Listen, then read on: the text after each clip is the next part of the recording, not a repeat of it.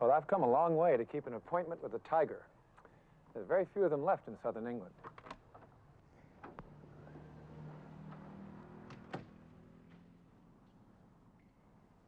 This is the tiger's lair. I guess a dark, damp hangar wouldn't look like much to most people. But for the pilots of the Tiger Club, this place is a second home.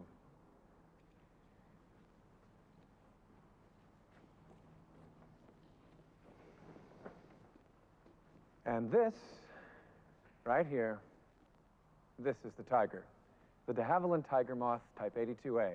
The prototype was first flown in October of 1931. Hello, Dev.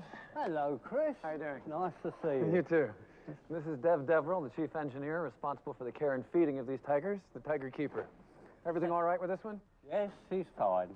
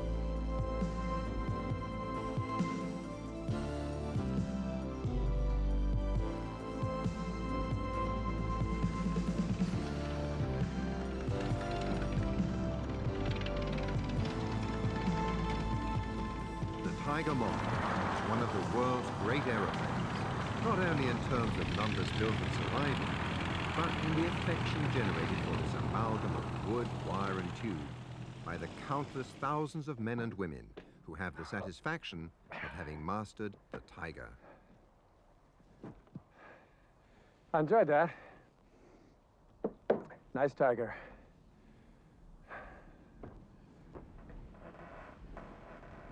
Well, this is a picture of Sir Geoffrey de Havilland. He had this overwhelming desire to fly and was given £1,000 by his grandfather to enable him to do this. So he and his friend, Frank Hurl, set up a workshop in Fulham and designed their own aircraft. Sir Geoffrey also designed the engine as well. And in 1909, while they were working on it, he writes in his diary, Blériot crossed Channel. So later that year, they went down to North Hampshire, taking the first aircraft with them. And of course, It was the first time the aircraft had flown, and it was the first time Sir Geoffrey had been a pilot. So it did end in disaster, but fortunately he wasn't hurt. Well, of course, the Moth story really started here, Betty, in this very building when this was the office at Stag Lane. Geoffrey de Havilland had recognised for many years that he wanted to design an aeroplane for the man in the street who could afford to buy it and fly it. And in 1924, sitting in the corner here, he would have designed this aeroplane, the very first DH-60 Moth. The prototype flew in February 1925 on a Sunday afternoon, on a mucky Sunday in the winter. The industry worked very hard in those days. And the aeroplane, of course, set up the whole industry. The name de Havilland became a worldwide name at that point. The technical support for the aircraft exported all over the world. Every country in the world had its Moth. And this was the very first one, the prototype KT.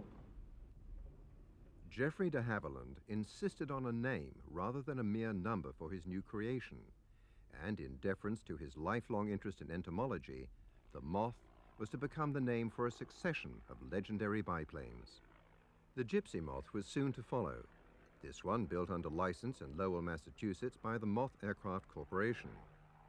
Sufficient fuel for over 300 miles range at a cruising speed of 80 miles per hour, ample baggage space for a couple intending to spend a weekend away, the airframe stressed for aerobatics, yet the wings to fold back for easy garaging, the resilience to carry Sir Francis Chichester from London to Sydney, Australia in 1929, and Amy Johnson in 1930, the looks to star along with Meryl Streep and Robert Redford in Out of Africa. The aeroplane, with its customed refinements, was an instant success, with orders from as far afield as China and Brazil. The DH-60T was to be offered against an Air Ministry specification for a new Royal Air Force trainer. This called for certain modifications: an inverted engine giving better visibility, dispensing with the side-mounted exhaust and silencer, in turn giving the parachute-encumbered instructor better prospects of escape.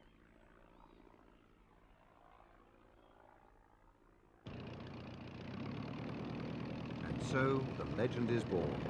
Conversion of a DH-60T into the Tiger, with the aid of saws, drills, and even calculations on the backs of envelopes, in an isolated shed on Stag Lane, Cricklewood, in North London. Well, I must say that brings back a few memories. I suppose I must have best part of 2,000 hours in these little birds.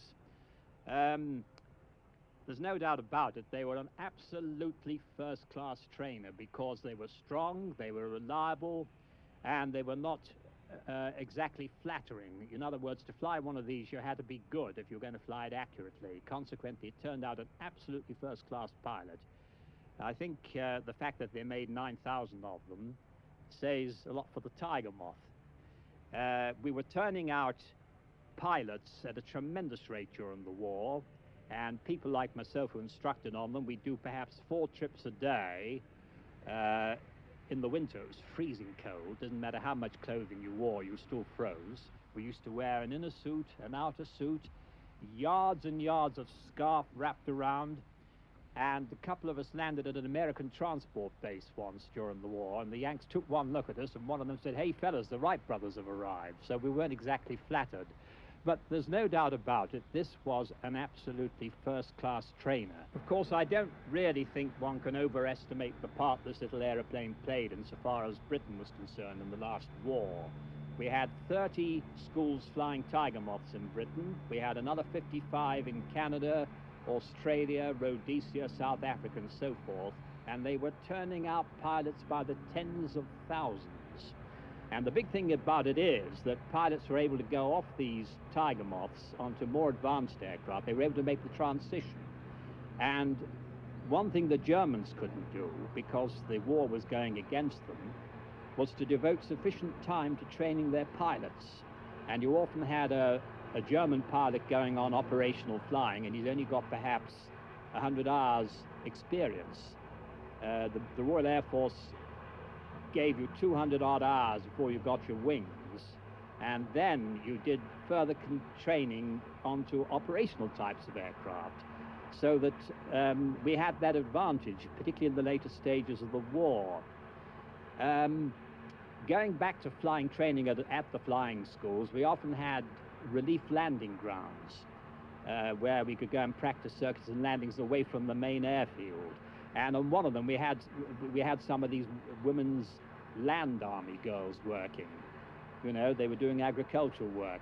And one of the sergeant instructors was beating up these girls, and he literally caught her bending with one of his wheels. I think the poor girl was walking around with Dunlop straps stamped on her BT for days on end after that.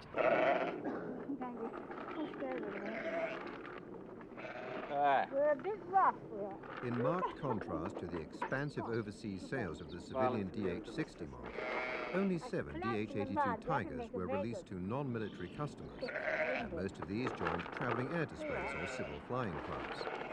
Diana Bonato Walker, a wartime air transport auxiliary pilot, learned to fly at such a club. My first ATA delivery, which was a Tiger Moth, and it was on March the 25th, 1942, from Cowley, which was by Oxford, to Halavington, and it took 40 minutes. I learned to fly at Brooklands in 1936, and Brooklands Flying Club was in the middle of the racing track where my late father used to race Bentleys, so I thought that was the place to learn to fly. And I learned on a Tiger Moth, and I did 6 hours, and then I was sent solo. And I hadn't got a clue about what I was doing. I was sort of stirring the pudding, and it seemed to land itself, so I got away with that. I did 10 hours altogether. And then I ran out of pocket money. It was very expensive. It was £3 an hour to learn to fly in those days. And my parents didn't approve, so they weren't going to help out. They didn't give me any more money to fly, so I stopped. The first part of the war, I was a Red Cross nurse, and then I was an ambulance driver in the Blitz in London. And then some friends of mine were in ATA, which had only just been formed by Pops Delanger, Sir Gerard Delanger. And they said, oh, well, you've learned to fly, and they're collecting women pilots. There were, by then, 8 women pilots at Hatfield. And why don't you try to get in?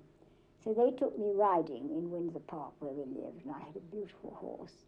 And we met the chief flying instructor, who offered me a test. So I took my Bentley, and I drove up the Egham bypass, looking out of the window at the grass at the side of the road, saying, oh, that's 40 miles an hour, that's 55 miles an hour, 40 is when we do this, 55 is when we're climbing, and 65, 70 is when we're cruising. And this is what it looked like at these various speeds. Well, I was accepted. I don't quite know why, but I think they were so short of pilots, they were scraping the bottom of the barrel to get pilots, and out came me. With the 8 ATA women who were at Hatfield used to take Tigers up to Prestwick, and it was terribly cold winter of 1940, and they had to stop and refuel on the way, and then they got to Prestwick, and they used to take the night train back again, and they'd sit on their parachutes in the corridor, and the trains weren't heated, and they got into Paddington, and they had to get themselves to Hatfield, and they had to start all over again. So they had a very tough time, those first women, proving themselves. I flew 260 Spitfires I delivered. That was the most. I was at Hamburg, so we cleared the Eastleigh Aerodrome, which made about 15 Spits a day. I was going down to Ford, and the weather was bad. There was lots of snowstorms, and I couldn't get through, not a hope. And we didn't fly with radio, and I kept on trying to get through. Finally, I put down at American Air Base, and the Irk, who saw me into this standing, was very surprised when a woman came out of this mosquito. And he said, oh, we ain't got no dames here, ma'am, he said, as I climbed out. I said, well, I want to stay for the night, please. He said, oh, we don't know about that. So he took me to the CO, and I was put in a Nissan hut which had 24 beds one side and 24 beds the other side, and 12 baths and 6 basins and 6 loos. And in the middle of all this, it had a little iron stove, which they lit for me. And it was freezing. There was snow on the ground and ice on the runway. And when I woke up in the morning, I couldn't move. I put a lot of heavy blankets on top of me anyway from some of the other beds. And there was a little face peered at me from about a foot or so away. And it was an American army sergeant. He said, "Half a mo, ma'am, I'll soon have this lot off you." And he started pulling away at the blankets. And what had happened was in the night, the center of the Nissen hut had collapsed by the stovepipe, and all the snow had descended on my bed, and I was sleeping in an igloo. And this is the handling notebook, which we had all the aircraft in that we flew. Here's the Mosquito, which says, I see something in my own handwriting, "Don't forget radiator flaps open on circuit before landing." Then we go on to the Moth here. There's fox moth, hornet, leopard, puss moth, and tiger moth.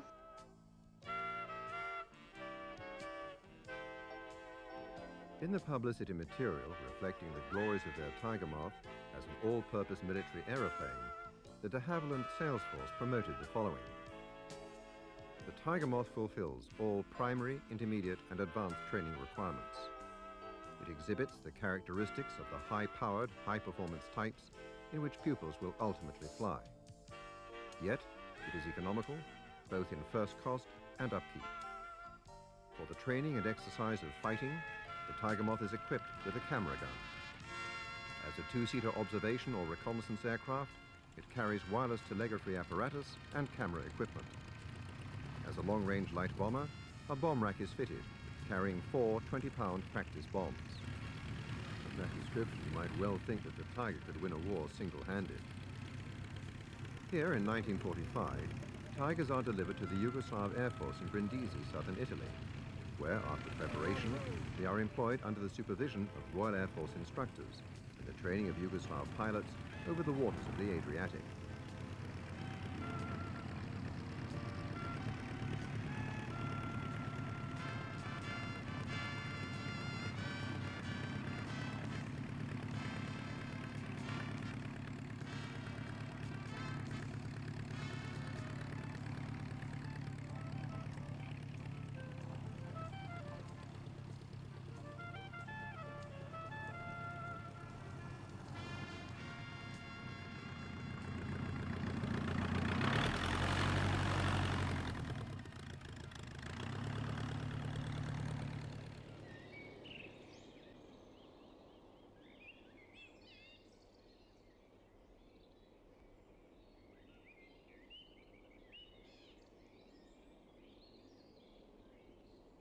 In the normal course of duty, Brian Smith flies a Boeing 757 on the busy holiday routes across Europe. Right, the fuel's on. Let's have a look out here. The switches are on. Look round here. In his spare time, like many of his breed, he finds the rigors of open cockpit flying a necessary challenge to keep his feet on the ground and his senses fine-tuned to the everyday demands of a commercial pilot. As an active member of the Tiger Club, he checks out CDC, the oldest member in the act. That's fine. Can't see the hinges at the moment. Let's have a look at the struts. The wires are good. Fabric's good all the way around. Let's give the old wings a bit of a flex. That's good. No creaking or groaning. Everything's all right in there. And the underside of it, they've even managed to wipe the mud off. Okay, let's have a look at the struts. Pitot and static, and the pipes are good there. No nasties on the static holes. Top of the slots look good. Look at the flying wires. Every single aircraft goes through this comprehensive pre-flight check as part of the daily routine. Where it should be. So, nothing obviously bent or broken down here. There we go. That looks nice. Right, Ventura is there. Into planes. Center section wires, that's nice and solid. Right, let's have a clamber up and have a look at the fuel tank. Okay, cables are good, fabric's good, turtle decking. Everything at the back end nice and solid, no sign of any problems there. Good, well that's CDC's daily inspection. She's the oldest flying Tiger, built at Hatfield in 1933, so we'll take her for a spin.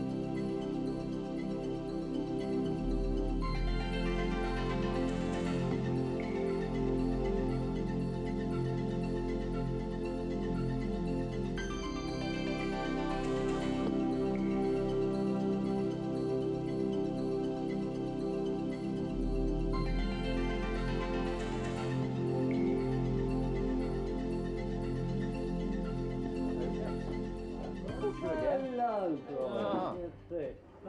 18 months Well, earlier, the I had to CDC come had looking been for you, totally John. It's rebuilt below 70 under the degrees loving outside, supervision so of Devon you've John, scuttled into your hiding place, affectionately haven't known as the CDC Tiger again. Keepers. Yeah, well, Yeah. seems to Every be 5 to doing 8 well, doesn't years, it? the fabric covering is removed and replaced, What are we working? and the engine is overhauled every 2 months or 50 hours What's running happened to time. linen? Can't you get it these days? Every Well, this is 1,500 cheaper. hours, it is completely stripped to its And the component top. parts. And it sort of comes ready done, This does it? 'Cause you've had to sew 60-year-old it all up here aeroplane, again. Oh, no, Do that's you make all. the cared bags for and up yourself, or maintained, they do it? will, Balloon as team Geoffrey de next door. Havilland intended, I'd stitch it all fulfill the round, dreams all of round the many outside. private I'd sew it aviators, all up. yet Oh, remain so a you've still got to do all reliable, this. everyday I've got all club the same, workhorse. But you've used the iron on it because that's pulled it nice Oh, and yeah. tight. Well, hasn't it? with second-night, you heat shrink it. Yeah, absolutely. How are the- Easier, really, than fabric, you know, because, Yeah. I mean, you don't have to rely on the dope to pull it up. Yeah, that's true. I mean, There's it's no taut wrinkles, before are there, you've, at all? No, that's good. How are the spas this time round, Dev? Oh, fine, fine. She's been completely overhauled. That's the reason for removing the fabric covering to get at the structure, because dear old CDC, she's the flagship of the Tiger Club. She's the oldest working tiger moth in the world. She was born 1933 and was in fact the third production tiger moth. So we're very That long proud ago, of her. was it? Yes, we're Amazing. very proud of her. And what about all the ironmonger inside? That Oh, that's the all bicycle chains and yes, the bracing wires? absolutely. All good stuff? They're all dealt with on the overhaul. And then she has... Brian has been a member of the Yeah, Tiger spas Club you've for put nearly everything over 30 the years years, off and on, haven't you? Yes, and along with oh, many yes, others, yes, considers yes, its very tiger much moth to so. be Yeah, rather through it a special. couple of times. Yes. John is Even when I worked. A family of 5 of these aircraft and a handful of dedicated flyers were the inspiration for the club back in 1957. And the Tiger Club today is like no other. It's very basic, it's very low profile. Nobody cares who you are or where you come from or what you do. There's just a couple of basic rules. The Tiger Club pilot always goes out of his way to assist other club members in aeronautical matters. He always flies with courtesy and with special attention to safety and the comfort of other pilots. And most importantly, he never uses an airplane for any disreputable or unworthy purpose. Also, you have to have 100 hours of solo experience before you're allowed to take the famous Tiger test. One good thing about the Tiger test is that it's hard. It's really hard. They're not going to let somebody go out here and kill themselves. And I remember when I took my test in '82 or so, one of my problems was I'd come in on final way too fast because I'm used to flying twin-engine turboprops, which are doing about 120 knots on final, which is about redline speed for one of these. It's like I had a hard time believing that you could really fly a plane that slowly and still keep it in the air. So I was coming down and practically used up half the runway before I got it on the ground, and they made me fix that before they let me go solo. But I think that's really one of the basic things about flying one of these planes and why I come back here. Every time I come to England, I find a way to get down to Red Hill and to get checked out in one of these again, because you're back to basic flying. And it sounds a little corny, but it really is the smell of the oil, the sound that the wind makes in the wires, and really having to use your feet and your hands and fly well and really be a pilot.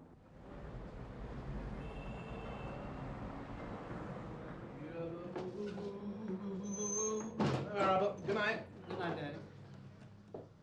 The difference between light aircraft and open cockpit, I mean, well, something, if there's a choice of a Cessna sitting on the runway and a DH-828 Tiger Moth, I'll jump into a Tiger Moth any time.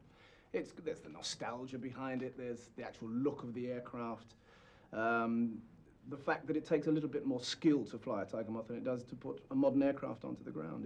There's just a little bit more to it. I mean, it's a limited instrument panel, you've got to know what's happening outside the outside element. It's just far more enjoyable, in my opinion. The first time I flew aerobatics was interesting. I managed to meet a mad professor at a party years ago.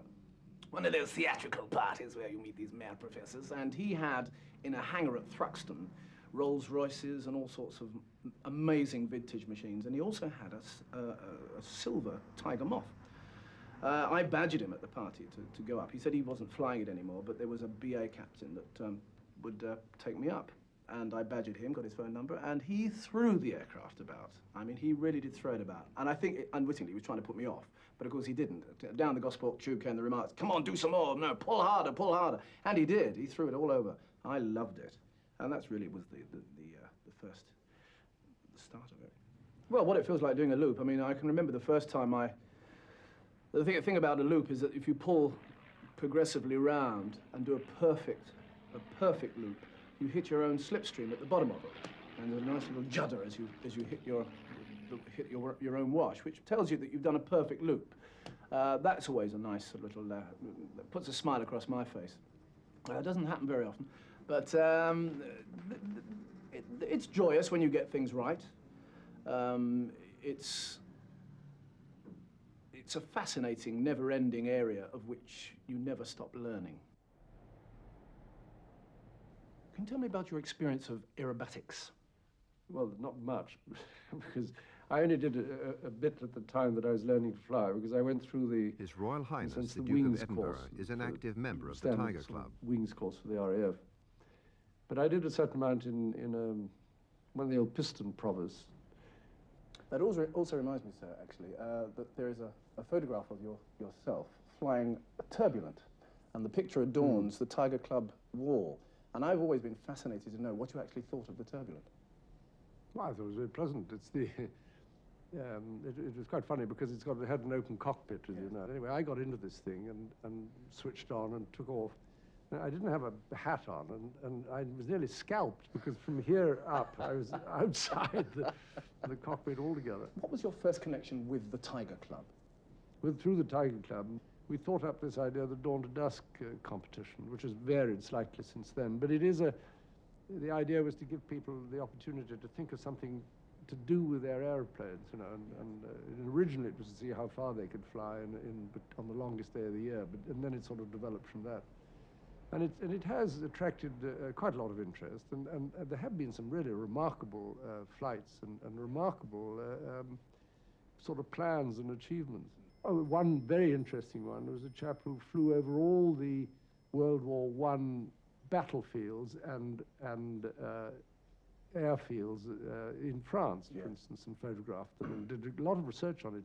And then last year there was a spectacular entry from a chap in Canada who followed the sort of canoe fur trade route from Montreal to Winnipeg by air and wrote up a spectacular log about it. They're marked on each sort of segment, and then they're also handicapped on the aircraft that they're using. If the bigger it is and the more equipment it has, of course, the lower the handicap. And that's all added together by 5 judges.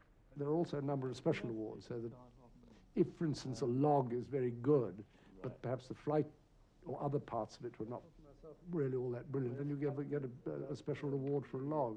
I don't think winning is all that significant. It's the fact that people, I think it gives people the initiative or the impulse or the inspiration to try to do something. I think people like to fly, but equally, I think also people like to have some reason for flying, and some people want to do it just to get from A to B, and other people want to take their families out.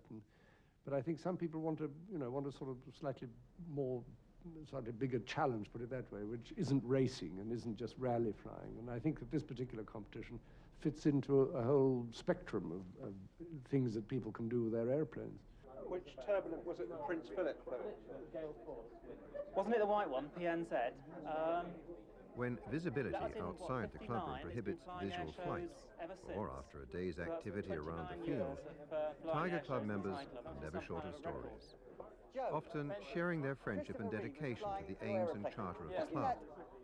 Its work for improvement in standards of light aeroplane flying, aerobatics, and private flying generally.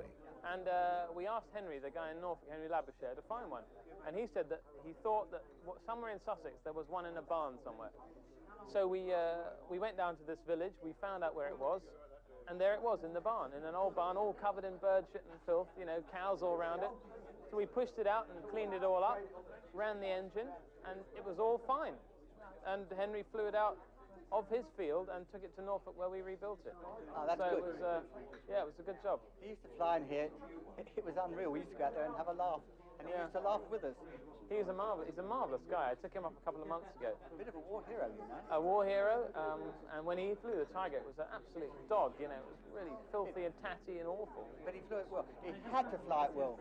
That approach into his strip went round a church steeple, trees. Exactly. He used to do this thing called descente parachutale. He told me all about it. He comes up at about 1,000 feet, and he pulls it up into the stall, and he just comes straight down, and then he lands just like that. It's incredible. It's a very He said he'd teach me how to do it, but we haven't got that far yet.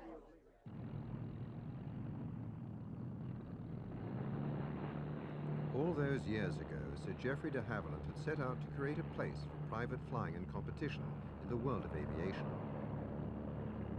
Lady Bailey, who with Mrs. Butler are the only women competitors in the race this year. He was himself a keen and successful contestant in the aeroplanes he had created for his band of enthusiastic followers.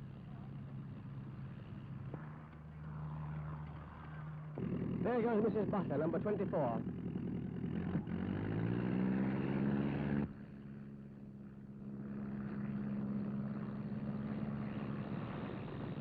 Sir Geoffrey commuted every day from his home on the South Downs to the company's new headquarters and factory in Hatfield, Hertfordshire. And in 1933, he won the prestigious King's Cup. We'll grudge the victory to that very good old friend of the air, Captain de Havilland.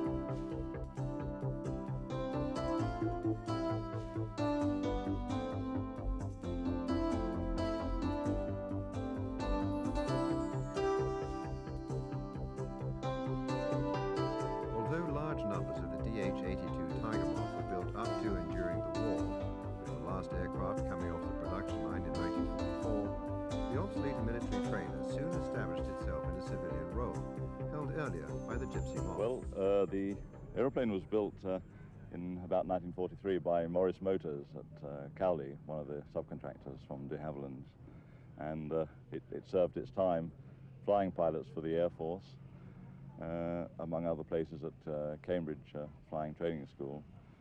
And then eventually it came onto the civilian market in the massive disposal of aeroplanes after the war. This particular aeroplane found its way to French West Africa, to Djibouti, and then to Aden, where it was operated by a group of people until the Brits pulled out of Aden and it came back into the UK. And then about 12 years ago, one of our group of 4 who rebuilt the aeroplane went to investigate a lathe that he'd heard of for sale through Exchange and Mart. And he came away having bought a lathe, a drill, and a tiger moth. It was found as a pile of pieces sitting on the floor in a barn at a little village called Redbourne in Hertfordshire. And we set about taking it apart. It took about 12 years to put together. It was done in a shed in the garden, literally a shed at the bottom of the garden. The aeroplane was taken down to the last nut and bolt, and a lot of new parts went into it. It's a sort of aeroplane that inevitably in flying club use it would get bent, and you can take the broken bits off and bolt new bits on, unlike a lot of modern aeroplanes where if you sort of slightly crease it, it's gone for good. We have part of the fuselage on soon, so it'll actually look like an aeroplane, which will be nice. Can't wait to have a fly in it. Oh, it'll be nice to fly. There's no doubt about that. Okay, well, I'll see you in a minute. Okay, thanks.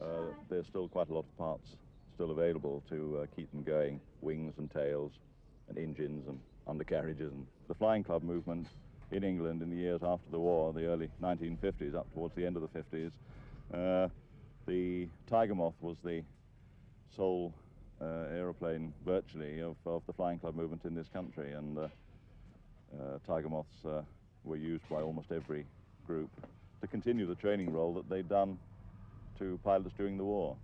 The aeroplane was used for so many other tasks other than basic training. It was used for crop dusting, ambulance work, film work. It can be cut and carved about, and its shape can be changed by adding bits on so that it becomes a very good guide for other aeroplanes in film work. Well, it's certainly not the easiest aeroplane to fly. They say that it's easy to fly a Tiger Moth badly and very difficult to fly it properly. It certainly takes a little bit of mastering, but and its handling characteristics are generally worse than a lot of biplanes of a similar era. But it has a certain character about it, and once you get to master it, you have the satisfaction of at least having mastered the Tiger. In the last 25 years, they've really become the pride and joy of collectors in this country, and their standard of airworthiness and the general tidiness of them has improved tremendously. Instead of being just flying club hacks, they're now very loved aeroplanes. One such collector and aviator of distinction is Brian Woodford. Brian learnt to fly Tigers across Malaya in 1955, probably with the aeroplane's feline namesake roaming in the jungles below him. His father flew Sopwith pups and camels with the Royal Flying Corps. He started collecting in 1972, and having learnt in a Tiger, de Havilland was the natural choice. Anyone interested in antique aircraft has to be keen on de Havilland designs. Sir Geoffrey de Havilland was the most prolific designer of aircraft in the world. He designed aircraft right up to the Comet, of course, the Comet jetliner, and which was the DH-106, so it shows he had 106 designs before that.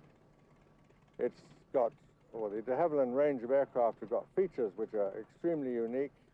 They've got silencers on them, they've got folding wings, all sorts of little things that modern aircraft don't have these days, and this is 60 years ago we're talking about. So anyone keenly interested in antique aircraft really has to be looking at de Havilland. And we have 8 out of 10 of the available pre-war de Havilland aircraft designs, which the Gypsy Moth is the oldest one. Then you get the Tiger Moth, of course, which you're particularly interested in. Then the Hornet Moth. Many de Havilland aircraft have been built under license in America, Canada, Australia and New Zealand, so the collector has to spread his net widely. These beautiful aeroplanes found roles in the transportation systems of far-flung continents, sometimes surviving today, collecting dust in the corners of dark and drafty hangars, the dream of collectors like Mike Kimbrell. Well, I have a de Havilland Dragon and a de Havilland Rapide in Seattle. The Dragon is currently here. The Rapide we're working on. We have several licensed pilots in our group. I have 8 sons. 2 of them are currently licensed, and 3 of them are currently learning to fly.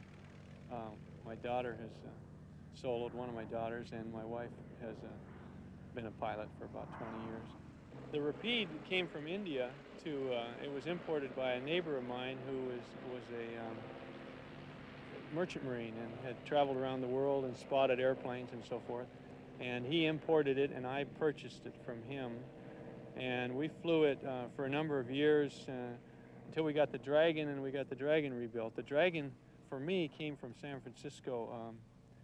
A man named Irv Perlich, who had, through an intermediary, had bought it here in about 1970.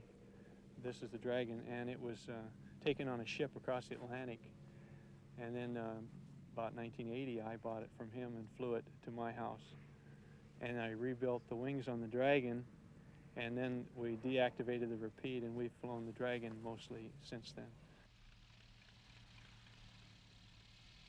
Jonathan Elwes returns with his Tiger to its birthplace after his historic Glasmoth flight with 2 other Tigers and Russian co-pilots to Moscow. Today, de Havilland is part of British Aerospace, with its civil aircraft division still based around the field at Hatfield that saw so many of Sir Geoffrey's prototypes fly for the first time. The British Aerospace 146 is currently one of the most successful small jetliners in the world.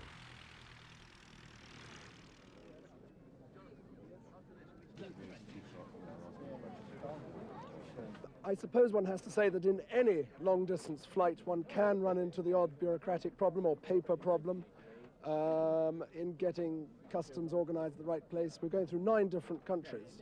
We've had to do a tremendous amount of preparation. Jonathan's historic flight followed closely in the mould of earlier Moth pioneers. Amy Johnson, in her beloved Jason, currently housed in the London Science Museum, set off from Croydon Airport on May 5, 1930, and arrived in Darwin, Australia on Saturday, May 24th. Exhausted after her grueling flight, Amy crashed into a field of millet when she overran on landing at Eagle Farm, Brisbane. This in no way dampened the enthusiasm of the large crowd gathered to welcome her.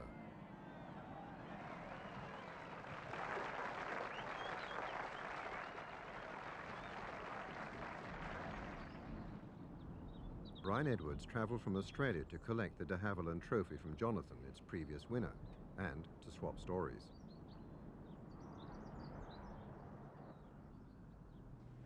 This is an article about Amy Johnson's flight in 1930 in a Moth. Did you follow pretty well the same route as she did? Well, not quite. She went through the Middle East, of course, through Turkey, through Israel and Iraq and places like that, which I wasn't able to do, and certainly wasn't able to go through Iran. So I had to go across the Mediterranean and then down through Egypt and across Saudi. What about flying over deserts? Is it really a matter of dead reckoning? Well, it is all the time, actually. In fact, in some respects, it's similar to flying over the water.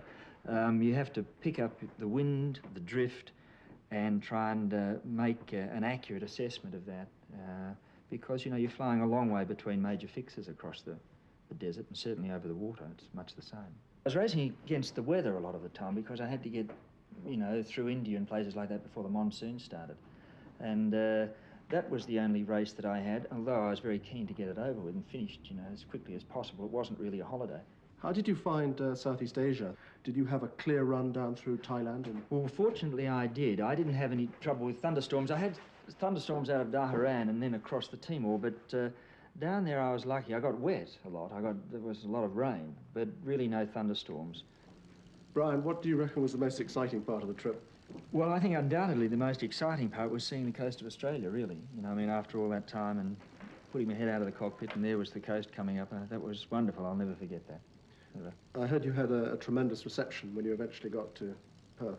Yes, it was marvellous, really. There were lots of people on the Esplanade to see me come home, and in fact, I didn't expect that. I didn't realise so many people were following the flight, but it really was a wonderful homecoming.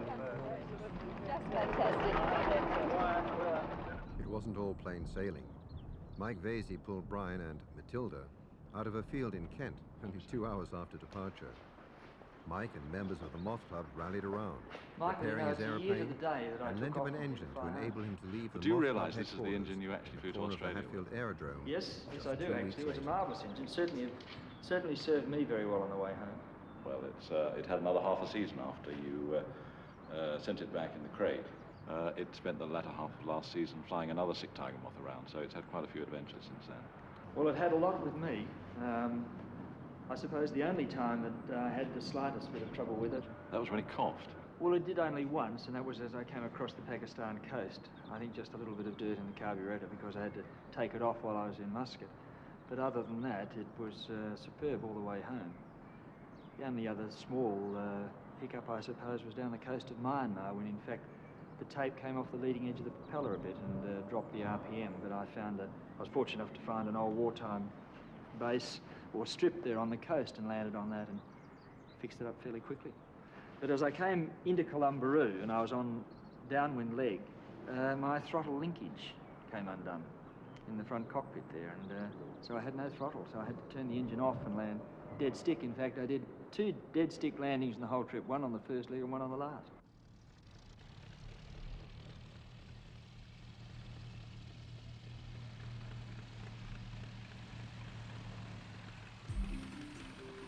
On a damp and overcast day, Tim Van Dam and Vin Staple, 2 off-duty KLM pilots, touched down at Wogan Abbey, the home of the Dukes and Duchesses of Bedford, after a difficult flight from Holland. Not to miss out on the fun, they hopped across the channel Blériot style, just feet above the waves. Hey, welcome to Margaret. Yes, we made it. Oh, look at the weather. What did you do with the weather? Oh, we don't do a lot with the weather. So, Holland. Good. What was it like? Beautiful. We came from Holland, and I think we had a Moth, slight problem Henry with the engine. Labouche, checks out their gypsy engine.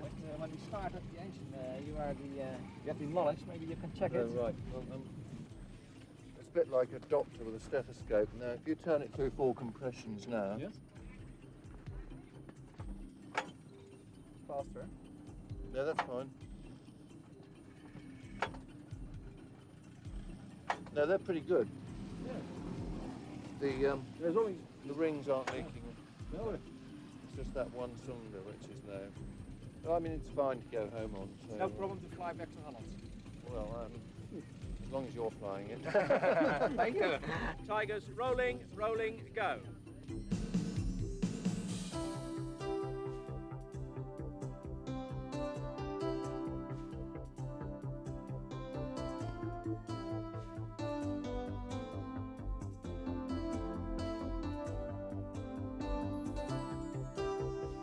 Okay, and I've been taking a fair distance downwind this time to give us a long run in over the Abbey, okay?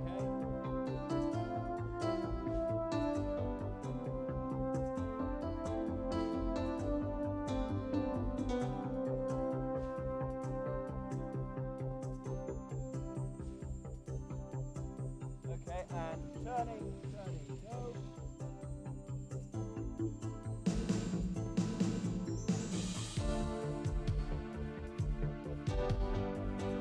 So the next turn will be past the crowd line. Turning, go.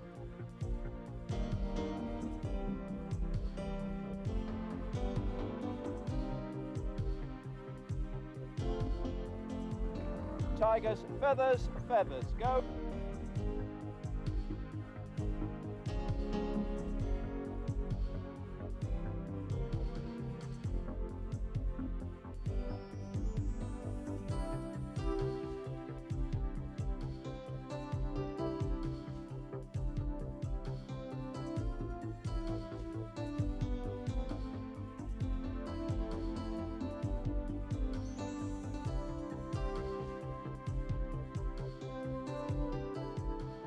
You do know this is my first time.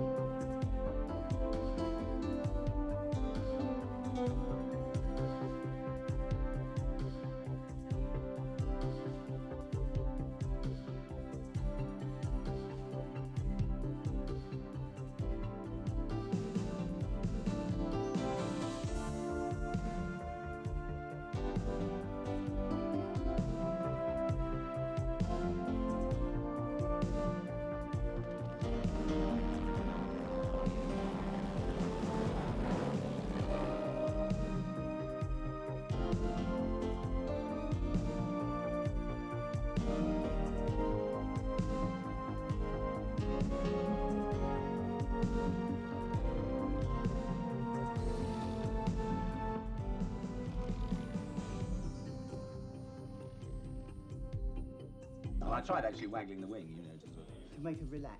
Yeah. For the first time, There's so much turbulence. Good. I mean, the rocking the wing didn't actually make any difference. Run out of tea. It's all right for you. Ah, stay put. I'll do without. I can't face it after all that coffee. It was good. Sensational, but you're typical lousy pilot. Oh, I wasn't frightened. You weren't? No, not at all. You look petrified from where I stood. Did I? How much warning did you get? 5 minutes. I like it. I like it. I loved it. I had an interest in flying ever since I was in my stroller or my pram when I was a kid, being walked by the East River in New York, and I would get whiplash from looking up at the planes overhead going into LaGuardia. I just always have had a love of flight, and it was really just a question of saving up enough money to take lessons. And there was an airport 5 miles from the house where I grew up in New Jersey, and finally, when I began to make a little money, I had sort of a hole-in-the-wall apartment. I had a beat-up Volkswagen to drive, but I was taking flying lessons. And that was more important to me than anything else. I've loved it a long time. I've been a pilot now for 15 years. I have about 2,000 hours in all types of planes. Its handling characteristics are generally worse than a lot of biplanes of a similar era, but it has a certain character about it, and once you get to master it, you have the satisfaction of at least having mastered the Tiger.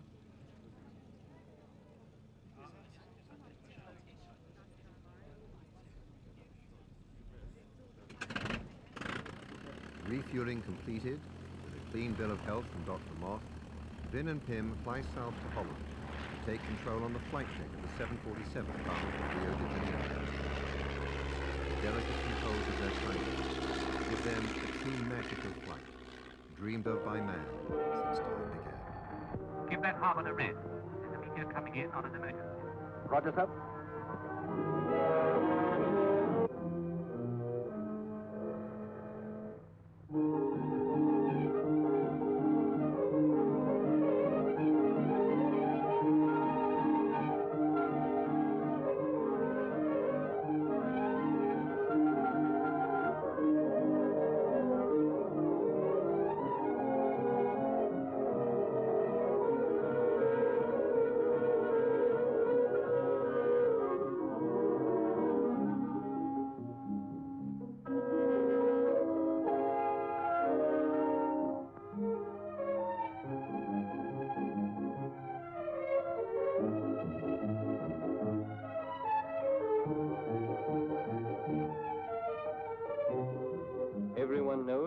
never leave your engine running with the cockpit unattended.